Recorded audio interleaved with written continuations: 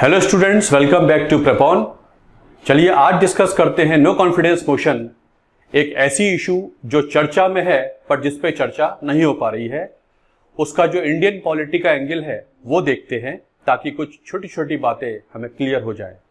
No confidence motion, सबसे पहले तो ये नो कॉन्फिडेंस मोशन आता क्यों है, इसका बेसिक प्रिंसिपल क्या है। सबसे पहली बात, सिंस वी फॉलो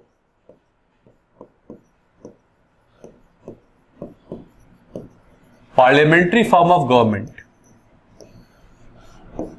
हम लोग फॉलो करते हैं संसदीय प्रणाली। हमारे देश में फॉलो होती है संसदीय प्रणाली एंड संसदीय प्रणाली का पार्लियामेंट्री फॉर्म ऑफ गवर्नमेंट का जो बेसिक प्रिंसिपल होता है वो होता है principal of collective responsibility. The principle of collective responsibility मतलब डेमोक्रेसी का सबसे इंपॉर्टेंट प्रिंसिपल होता है अकाउंटेबिलिटी। जवाबदेही बहुत जरूरी है, जवाबदेही बहुत जरूरी है। इसलिए जो संसदीय प्रणाली होती है वो सरकार पे डालती है एक दायित्व, जिसके तहत सरकार की ये संवैधानिक ड्यूटी है कि under article 75 clause 3 of the constitution the council of ministers is collectively responsible to Lok Sabha. सरकार को जनता ने चुन के भेजा है और जनता द्वारा सीधा चुना हुआ हाउस लोकसभा होता है।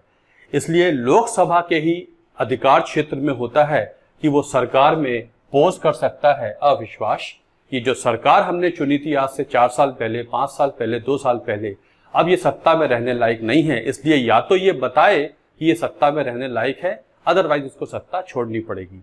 इसलिए अपोजिशन मेंबर्स लोकसभा में ला सकते हैं नो कॉन्फिडेंस मोशन। कहने का मतलब है भारत की जनता को रिप्रेजेंट करती है लोकसभा, तो लोकसभा में अपोजिशन को लगता है कि सरकार अपने दायित्व पूरे नहीं कर पा रही है, तो वो ला सकते हैं नो कॉन्फिडेंस मोशन।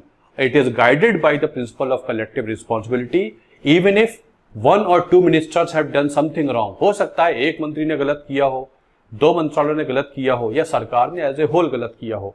ये आता है पूरी की पूरी सरकार के खिलाफ। इसलिए एक मंत्री की गलती भी होगी लेकिन रिस्पॉन्सिबिलिटी कलेक्टिव है, पूरी सरकार आंसरेबल हुआ करती है। इसलिए हमेशा ये सरकार के खिलाफ आता है, मंत्री विशेष के खिलाफ नहीं आता, हमेशा सरकार के खिलाफ आता है, एक मुद्दे पर नहीं आता। It is a sort of general no confidence in the government.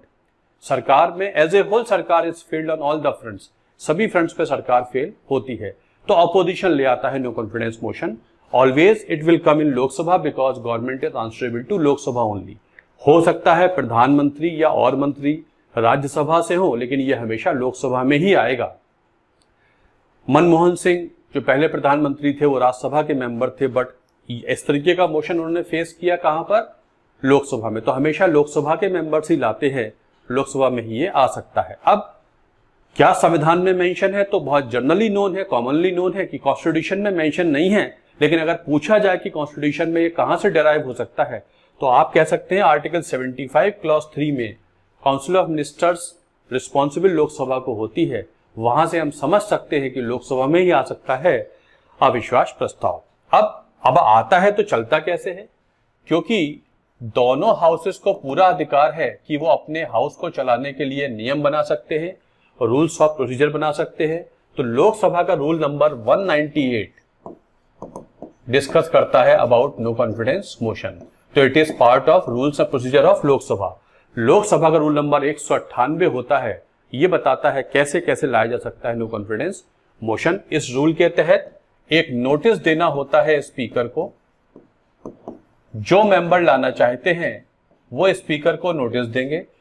सुबह 10 बजे से पहले नोटिस दिया जाता है। अगर 10 बजे के बाद देंगे तो वो नोटिस अगले दिन के नोटिस में काउंट होता है। 10 बजे से पहले दे देंगे, स्पीकर देखते हैं इफ इन ऑर्डर, अगर ये ऑर्डर में है तो स्पीकर नोटिस एक्सेप्ट कर लेते हैं। वो देखते हैं लोकसभा के नियम के अनुसार कि नोटिस ऑर्डर में है तो ये एक्सेप्ट हो जाता है। लोकसभा के स्पीकर ने देखा कि एक मेंबर ऑफ पार्लियामेंट ने अभी कुछ दिन पहले नोटिस दिया, 10 बजे से पहले दे दिया, उन्होंने देखा कि ठीक है नोटिस ऑर्डर में है, उन्होंने इसको एक्सेप्ट कर लिया, नोटिस एक्सेप्ट हो जाता है। उसके बाद ली जाती है लीव ऑफ द हाउस। एक मेंबर ने तो कहा कि मुझको सरकार में अविश्वास है, मैं प्रकट करना चाहता हूं। एक मेंबर की सोच को पूरा हाउस डिस्कस करना चाहता है उसे कहते हैं लीव ऑफ द हाउस। अगर इफ 50 मेंबर्स, अगर 50 मेंबर्स हाउस के एंडोर्स कर देते हैं, इफ स्पीकर बोलते हैं leave of the house is required, अगर 50 एमपी एंडोर्स कर देते हैं कि हाँ हम इस नोटिस का समर्थन करते हैं, इसका मतलब house is ready to discuss no confidence motion. इसे कहते हैं leave of the house is granted, house की लीव ग्रांट हो जाती है, अब हाउस इसे डिस्कस कर सकता है। अब जिस दिन ये लीव मिल जाती है उसके 10 दिन के अंदर इसको टेकअप करना पड़ता है डिस्कशन के लिए। स्पीकर एक पर्टिकुलर डेट तय कर देंगे, इस समय लिया जाएगा नो कॉन्फिडेंस मोशन। जब ये आ जाएगा तो फिर डिबेट डिस्कशन शुरू हो जाता है। अपोजिशन पार्टीज अपने अपने ब्लेम्स लगाती हैं, सरकार ने ये नहीं किया, सरकार ने वो नहीं किया, और सरकार के प्रधानमंत्री या और कैबिनेट मंत्री उन ब्लेम्स को काउंटर करते हैं अपनी रिपोर्ट कार्ड के जरिए कि आपका ये ब्लेम गलत है, हमने यहाँ ऐसा किया है, हमने ऐसे किया, हमने इस कानून के तहत ऐसा किया। वो अपना रिपोर्ट कार्ड पेश करेंगे। अपोजिशन का पूरी कोशिश रहती है कि वो ये जता दे कि सरकार ठीक से काम नहीं कर रही है। ठीक है, इस पे डिस्कशन होती है। Finally it is put to vote, ये वोट में चला जाता है, और अगर ये एब्सोल्यूट मेजोरिटी से पास हो गया, हाउस की जो एब्सोल्यूट मेजोरिटी होती है, जिस मेजोरिटी से सरकार पर बनती है, एब्सोल्यूट मेजोरिटी से पास हो गया तो सरकार को इस्तीफा देना पड़ता है। सरकार is bound to resign if it is pass against the government, सरकार के खिलाफ पास हो जाता है, सरकार को इस्तीफा देना पड़ता है। ये तो बहुत छोटा सा यूजुअल सा एक छोटे छोटे पॉइंट मैंने आपको बताए। अब एक एजम्पशन लेते हैं, क्या अगर एनसीएम पास हो जाए against the government, if NCM is passed against the government then what, तब क्या होगा? तब राष्ट्रपति के पास क्या ऑप्शंस हो सकते हैं? If it is pass against the government, obviously government is bound to resign, सरकार को इस्तीफा देना पड़ेगा। अब राष्ट्रपति के पास क्या ऑप्शन है? राष्ट्रपति में ask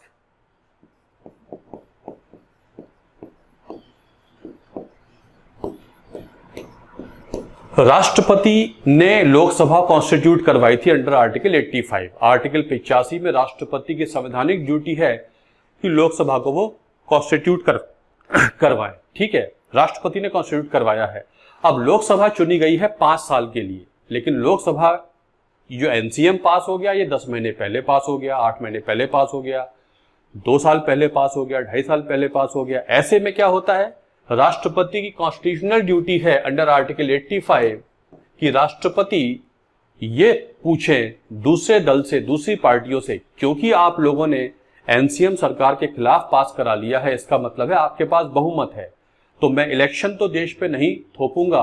he will try his very best to somehow place an alternative government for the country. वो पूरी कोशिश करेंगे कि आने वाले 2 साल के लिए, 2.5 साल के लिए एक ऑल्टरनेटिव गवर्नमेंट फॉर्म करा दें। अगर कोई दल आगे बढ़ के आ जाता है कि हाँ हम गवर्नमेंट फॉर्म कर सकते हैं, अगर कोई भी दल आगे आता है तो फिर राष्ट्रपति उस दल के लीडर को बोलेंगे कि आप कॉन्फिडेंस मोशन पास करा के दिखाइए, आप एक कॉन्फिडेंस मोशन पास करा के दिखाइए। आपका दावा है कि आपके पास पूर्ण बहुमत है, सरकार को आप हरा चुके हैं, सारी पार्टी आपको सपोर्ट कर रही हैं, तो आपने कागज पे तो बोला है, तो इसको आप फ्लोर ऑफ द हाउस पे भी दिखाइए कि आपके पास ये जादुई आंकड़ा हुआ करता है। तो वो जो ऑल्टरनेटिव गवर्नमेंट का दावा कर रहे हैं कि हाँ हम सरकार बना सकते हैं, उनके लीडर को, जिसे प्रधानमंत्री कह दिया जाएगा, वो सरकार में शपथ दिला देंगे राष्ट्रपति उनको। उसके बाद उनको कुछ दिनों में राष्ट्रपति जो मोहलत देंगे उसमें फ्लोर ऑफ द हाउस पर एक कॉन्फिडेंस मोशन पास करा के दिखाना पड़ेगा। अगर वो जो प्रधानमंत्री नए वाले हैं, अगर वो पास करा ले गए तो उनकी सरकार बचे हुए साल या महीने चल जाएगी। अगर पास नहीं हो पाया, ये ऑल्टरनेटिव गवर्नमेंट फॉर्म नहीं हो पाई, राष्ट्रपति ने पूरी कोशिश की कि देश को इलेक्शन में ना ले जाऊं, अगर पास नहीं हो पाती है, देन राष्ट्रपति के पास और कोई ऑप्शन नहीं होता, वो लोकसभा को डिसॉल्व कर देते हैं। ये भी आर्टिकल 85 में होता है। आर्टिकल 85 में राष्ट्रपति के पास लोकसभा को डिसॉल्व करने का अधिकार होता है, तो फिर वो लोकसभा को डिसॉल्व कर देंगे। और डिसॉल्यूशन का मतलब है कि अब अगले इलेक्शंस 6 महीने में हो जाने चाहिए, अगले इलेक्शंस 6 मंथ्स में हो जाने चाहिए, क्योंकि आर्टिकल 85 में ये कंडीशन है, it is the duty of the राष्ट्रपति, राष्ट्रपति की ड्यूटी है कि लास्ट सिटिंग जो हुई है हाउस की और जो अगली सिटिंग होनी है, मैं सेशंस नहीं कह रहा हूं, सिटिंग का मतलब जो सेशंस में जो बैठकें होती हैं, 2 सिटिंग के बीच का गैप 6 महीने से ज्यादा नहीं हो सकता। ये इंश्योर करना राष्ट्रपति की संवैधानिक ड्यूटी है। तो राष्ट्रपति देखेंगे कि लोकसभा मुझको डिसॉल्व करनी पड़ गई है, इलेक्शन कमीशन को बोलेंगे कि मुझको नई लोकसभा कॉन्स्टिट्यूट करके दीजिए, क्योंकि अगली सिटिंग 6 महीने से पहले हो ही जानी चाहिए। तो ये ऑप्शन हो सकते हैं अगर एनसीएम पास हो जाता है अगेंस्ट द गवर्नमेंट। एक तो राष्ट्रपति कॉन्फिडेंस मोशन ऑल्टरनेटिव गवर्नमेंट पास रखवाने की कोशिश करेंगे, वो नहीं हो पाती है, तब राष्ट्रपति के पास फिर ऑप्शन नहीं है, वो डिसोल्यूशन ऑफ लोकसभा अनाउंस कर देंगे और इलेक्शन की तैयारी होनी शुरू हो जाती है। ये कहलाता है eventuality if no confidence motion is passed against the government. Pass हो जाता है तो ये ऑप्शंस हो सकते हैं। यहां कहने का मतलब यह है कि अगर नो कॉन्फिडेंस मोशन पास हो ही जाए, will it definitely lead to the dissolution of the house? तो इसका आंसर है नो। एनसीएम पास होने का मतलब यह नहीं है लोकसभा भंग हो ही जाएगी। यह भी हो सकता है कि जो पीएम हारे हैं, जो आउटगोइंग सरकार है, काउंसिल ऑफ मिनिस्टर्स हैं, वो राष्ट्रपति को यह एडवाइस दे दें कि आप लोकसभा भंग कीजिए। ऐसे में राष्ट्रपति विल बी कॉन्स्टिट्यूशनली करेक्ट अगर वो कहते हैं कि मैं उस सरकार की एडवाइस से बाउंड हूं जिसको हाउस का बहुमत प्राप्त है, इसलिए हारे हुए पीएम की एडवाइस मानना राष्ट्रपति के लिए जरूरी नहीं है। ऐसे में अगर पीएम कह भी दे कि आप हाउस को भंग कर दीजिए, हम इलेक्शन के लिए तैयार हैं, तो राष्ट्रपति उनकी बात मान भी सकते हैं और नहीं मान सकते। अदरवाइज तो राष्ट्रपति संवैधानिक तौर पर आर्टिकल 74 में बाउंड है by the advice of council of minister, but not in this particular case.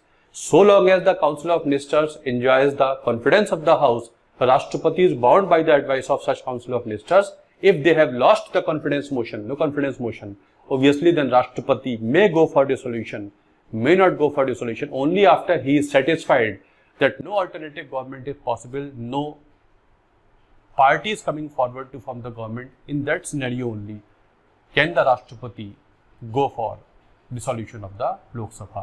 तो ये इवेंचुअलिटी हो सकती है अगर एनसीएम पास हो जाता है।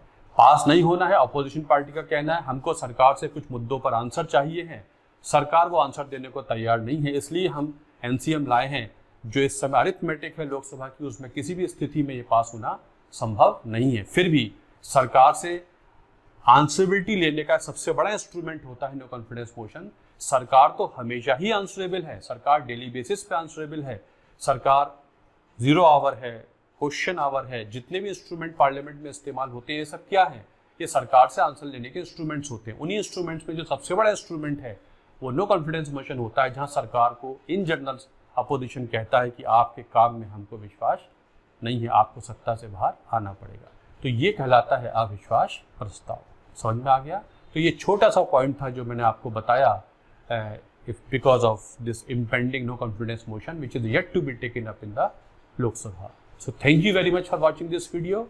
इंडियन पॉलिटी पे ऐसे छोटे छोटे कंसेप्ट हम डिस्कस करते रहेंगे। पिछले कुछ दिनों में भी डिस्कस किए हैं, आप चाहे तो प्रेपॉन आईएएस के वीडियोस देख सकते हैं, वहां पर आपको ऐसे बहुत सारे कंसेप्ट्स मिल जाएंगे। Thank you very much.